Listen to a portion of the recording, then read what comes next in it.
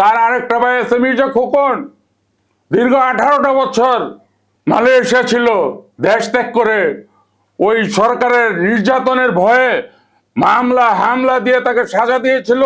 তিনি একা ছিলেন, এক ভাই মারা গেল আর এক ভাই বিদেশ, অনেক দুঃখ কষ্ট সহ্য করেছে। র্যাব বাহিনী আওয়ামী লীগ সরকার আমলে, ওই দিন আমিও ছিলাম তার বাসায়, র্যাব বাহিনী তার বাড়িতে ঢুকে নেতা কর্মী তার স্টাফ সহ এমন ভাবে পিটিয়েছে এবং আব্বাস ভাইকে গাড়িতে তুলে নিয়ে গেছে, তার বৃদ্ধ মা বসে আছে, তার গায়ে হাত তুলতে দ্বিধা করে নাই। এইটা সেই মির্জা আব্বাস, তারপরে পালিয়ে যায় নাই। আর গরিব দুঃখী ঘর সব সময় করে, তা আপনারা ভালো মতো তদন্ত করে খোঁজ খবর নিয়ে দেখেন। মির্জা আব্বাস জুম্মার নামাজ পড়ে শুক্রবার দিন যখন জানতে পারলো ওসমান হাদি গুলিবিদ্ধ হয়েছে, তিনি তো বাসায়ও ঢুকেন নাই ওদিন, জানার সাথে সাথে কবরস্থান থেকে চলে গেছেন তাকে ঢাকা মেডিকেল দেখতে। আপনারা কি করলেন? আপনারা কারা? আপনারা একটা বিশেষ ইসলামী দলের লোকজন হইতে পারেন, ভুয়া স্লোগান দিচ্ছেন, কাকে দিচ্ছেন এবং কারা দিচ্ছেন? আর সাথে সাথে আপনারা এই শিক্ষা কোথায় পেলেন? ভুয়া ভুয়া একটু আগে হাতে গুলি খেলো আর আপনারা ভুয়া ভুয়া বললেন।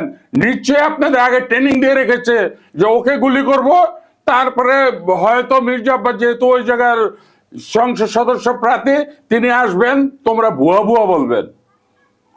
আর উনি যখন হাসপাতাল ঢুকলো, একটা মেয়ে তাকে বললো উনি এখানে কেন, উনি এখানে কেন? আরে উনি এখানে যাবে না, যাবে কে? উনি তো ওসমান হাদিকে বাঁচানোর জন্য আল্লাহর কাছে দোয়া করতে গেছে, তার মাথায় একটু হাত বুলিয়ে দিতে গেছে, তাকে সান্ত্বনা দিতে গেছে, তার তো এর বেশি করণীয় নাই। কিন্তু আপনি যে বলছেন উনি এখানে কেন, উনি এখানে কেন, আপনি কে? আপনার উদ্দেশ্য কি? আপনি কোন দল করেন? আপনি কি ইনকালাব মঞ্চের কিছু? আপনি যে মির্জা আব্বাসকে বললেন, মির্জা আব্বাসকে, উনি কিন্তু জুলাই যোদ্ধা, উনি কিন্তু জুলাই আন্দোলনের সংগ্রামে মিছিল করেছে, পুলিশের সাথে সংঘর্ষ লিপ্ত হয়েছে, এইটা সেই মির্জা আব্বাস। তো উনি গেছে, আপনি কে? আমি যদি এখন খোলামেলা কিছু কথা বলতে চাই, জনগণ যদি বুঝতে পারে, তাহলে তো আপনাদের সঠিক ইতিহাসটা জেনে যাবে। ইতিহাস আপনাদের অনেক জানে, স্বাধীনের আগের থেকে 47, 69, 70, 71 সব জানে। এখন যদি খোলামেলা বলতে যাই, আপনি যে বললেন উনি এখানে কেন, আপনি ওখানে কেন? আপনি কি হাদিকে হত্যা করার উদ্দেশ্যে কোনো আপনার পরিকল্পনা ছিল? আজকে সিঙ্গাপুরে হাদি ইন্তেকাল করেছেন, শাহাদাত বরণ করেছেন, আপনি কি ওই জায়গায় থেকে হাদিকে গুপ্তভাবে এমন কোনো পয়জন দিয়েছেন যে 1 সপ্তাহের মধ্যে তিনি ইন্তেকাল করবেন? এই জন্য মির্জা আব্বাসকে ভিতরে ঢুকাতে আপনার ভয় লাগছে। আর আপনারা 15 বছর কোথায় ছিলেন? কার লুঙ্গির নিচে আপনারা লুকিয়েছিলেন? ওই জায়গাতে এখন বেরিয়ে আসছেন। মির্জা আব্বাসকে বলেন আপনি কে? আপনি কে? বিএনপির শেষ পর্যন্ত প্রত্যেকটা আন্দোলন সংগ্রাম চালিয়ে গেছে মির্জা আব্বাস, নেতৃত্ব দিয়েছে। তারেক রহমান লন্ডন থেকে নেতৃত্ব দিয়েছে, মির্জা ফখরুল ইসলাম আলমগীর নেতৃত্ব দিয়েছে, বাবু গয়েশ্বরচন্দ্র রায়ের নেতৃত্ব দিয়েছে, রুহুল কবির রিজভী নেতৃত্ব দিয়েছে, এরকম বিএনপির হাজারো নেতাকর্মী নেতৃত্ব দিয়েছে। এই প্রত্যেকটা আপনারা কোথায় ছিলেন? এই শেখ হাসিনা নির্বাচন করলে আপনাদের তো দেখিনি, আপনারা তো লঙ্গির নিচে থেকে তাদের দলের আপনারা কোনো সম্পাদক ছিলেন, কোন ছিলেন, শেখ হাসিনা প্রোগ্রামে নাচানাচি করছেন। আজকে আবার আরেক দলের হয়ে আসছেন, ক্ষমতায় যাওয়ার জন্য পাগল হয়ে গেছেন। ধৈর্য ধরেন, অপেক্ষা করেন, সময় অনেক আছে। আপনারা মিথ্যা ভুয়া কথা বাদ দেন। আপনি একটা ছোট্ট আরেকটা কথা উদাহরণ এক জায়গায় না টেনে পারছি না। আমি যেহেতু আগে কখনো সাক্ষাৎ দেই নাই, চ্যানেলও ছিল না, এই জন্য আমি আপনাদের উদ্দেশ্যে বলার জন্যই কিন্তু আমি এই চ্যানেলটা খুলছি। কিছুদিন আগে পুরান ঢাকায় সোহাগ নামে একটি ছেলেকে আপনারা পাথর দিয়ে পিটিয়ে মেরেছেন। সোহাগকে বানিয়ে দিয়েছেন বিএনপির নেতা চাঁদাবাজ। আরে ভাই, এই সোহাগ কে? হাজী সেলিমের লোক ছিল। হাজী সেলিম কে ছিল? আওয়ামী লীগের লোক ছিল।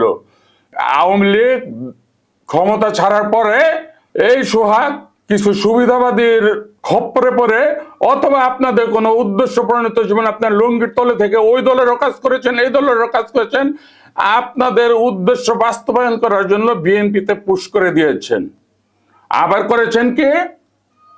আমি প্রমাণ দিয়ে দেই, এখন আপনার মিলিয়ে দেখেন।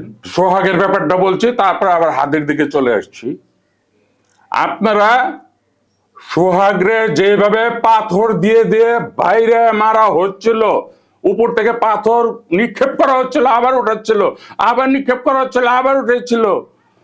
সেই সময় ভিডিওটার দিকে জনগণের উদ্দেশ্যে আমি বলছি, একটু ইউটিউবে টান্দা দেখেন তো, আপনাদের ক্যামেরাটা শুধু ওই পাথরের দিকে ছিল, উঠতেছে নামতেছে আর ওর উপরে পড়তেছে, অন্য কোনো দৃশ্য তো উঠান নেই।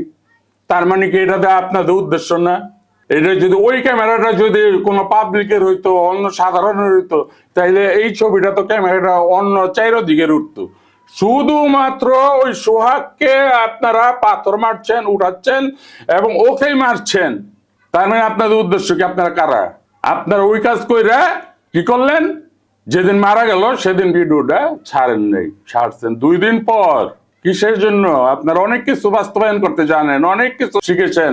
1971 সালে যেরকম ভেলকিবাজি দেখিয়েছেন, এখনো আবার জনগণকে ভেলকিবাজি দেখানোর জন্য এগুলি দেখাচ্ছেন।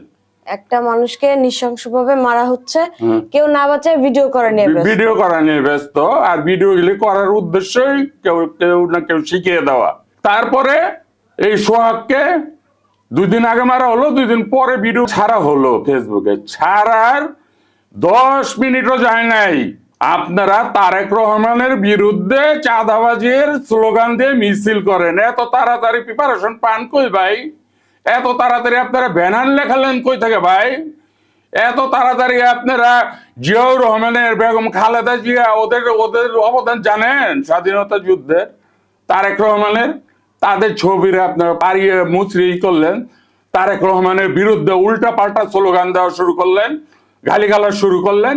সাথে সাথে ওই দিকটা পাথর নিক্ষেপ হচ্ছে, এদিকটা আপনারা মিছিল করছেন সাথে সাথে। আপনারা কারা ভাই? আপনাদের দেখে নেই জনগণ? আপনাদের দেখে নেই? না দেখলে এখন ইউটিউবে দেখে নিবে আপনাদের। এগুলো বাদ দেন, ওই রেস্টাই নেই তো ওসমান হাদি পর্যন্ত চলে আসছেন এবং একটা সুযোগ পেয়ে গেছেন, একটা বিশেষ দলের পার্শ্ববর্তী দেশে চলে গেছে। হইতে পারে তারা ওই ঘটনার সাথে জড়িত, আমি জানি না, আল্লাহ তাআলা জানে। আর আপনারা ঘটিয়েছেন কিনা আপনারাই ভালো জানেন। আমার অনুমানগুলি যদি সত্যি হয়, জনগণ যদি বুঝে, তাহলে বলছি ওই ছেলেটা গুলি করলো, গুলি করার পরেই ওই ছেলেটা পালিয়ে গেল সাথে। মানে আপনাদের ইমন মাস্টার প্ল্যান ছিল যে সাথে সাথে ওকে কিভাবে মিরপুর পাঠাইলেন, মিরপুরতে আমিন বাজার পাঠাইলেন, আমিন বাজারতে ওই জায়গায় ওর বোনের বাসায় কত নাটক কইরা তারপরে ময়মনসিংহ সিং হালুয়াঘাট দিয়ে ওই দেশে পার করে দিলেন। আরে ওই পার যারা থাকে তারা যেমন আছে, তাদের সাথে আপনাদেরও সুসম্পর্ক আছে। আপনারা শুধু ওই আরেক দেশের কথা বলে যে বিএনপি, আমি তো বলি ভুল ধারণা। আপনাদের দোনো দেশের সাথে সম্পর্ক আছে।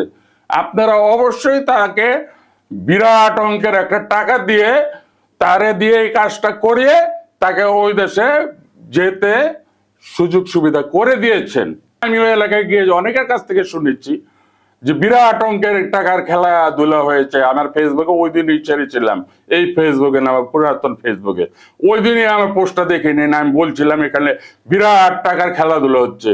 ওই ঘটনা আপনি বিশাল একটা টাকার অঙ্ক আপনারা ব্যবহার করে সোহাগকে হত্যা করেছেন বিএনপির চাঁদাবাজ এবং দুর্নীতিবাজ এগুলি আখ্যায়িত করার জন্য। এগুলি বাদ দেন বা এগুলি আর করেন না। আর মির্জা আব্বাসের বিরুদ্ধে কিছু বললেন না, বিএনপির কোনো নেতা কর্মীর বিরুদ্ধে কিছু বললেন না।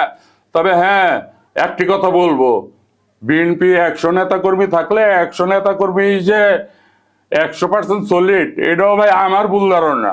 আপনাদের কি ধারণা জানি না, আমার ভুল ধারণা। কারণ আমি অনেকদিন বিএনপি করি, তো আমি ওই যে বলছি 84 সালতে করি। আমি পদ পদবি পেয়েছি 1987 সালে, ওয়ার্ডের বিএনপির যুব বিষয়ক সম্পাদক 87-তে। এরপরে আস্তে আস্তে আমি বিএনপির যুব দলের কেন্দ্রীয় পর্যায়ে হয়ে গেছি, ঢাকা মহানগরীর পর্যায়ে ভালো পদেই ছিলাম। এবং আরো আমার অনেক ঘটনা আছে, এগুলি বলবো আমি পরের ভিডিওতে। বিএনপির ভাইদেরও অনুরোধ করব, বিএনপির নেতৃবৃন্দকেও অনুরোধ করব, বিএনপির ভারপ্রাপ্ত চেয়ারম্যান জনাব তারেক রহমানের প্রতি অনুরোধ, বিএনপি তো ঘাপটি মেরে থাকা অনেক দালাল আছে। তারা যদি না থাকতো, বিএনপি 2014 সালে বিএনপি ক্ষমতা আসতো, আন্দোলন সফল হতো। এই বিএনপিতে ঘাপটি মেরে দালালদের জন্য আপনারা পদে পদে আপনারা ব্যর্থ হচ্ছেন। এগুলো সতর্ক রাখুন, এগুলো সতর্ক রেখে বিএনপিকে সামনে দিকে এগিয়ে নিয়ে যান। 12 ফেব্রুয়ারি নির্বাচন কিভাবে সফল হয়, সুন্দর হয়, সেই চিন্তা ভাবনা আপনারা সবাই এগিয়ে আসুন। সবাইকে ধন্যবাদ। আসসালামু আলাইকুম। ভাই আপনাকে অসংখ্য ধন্যবাদ। সুপ্রিয় দর্শক, এতক্ষণ আমরা ওসমান হাদি ভাই সম্পর্কে অনেক কিছু জানলাম।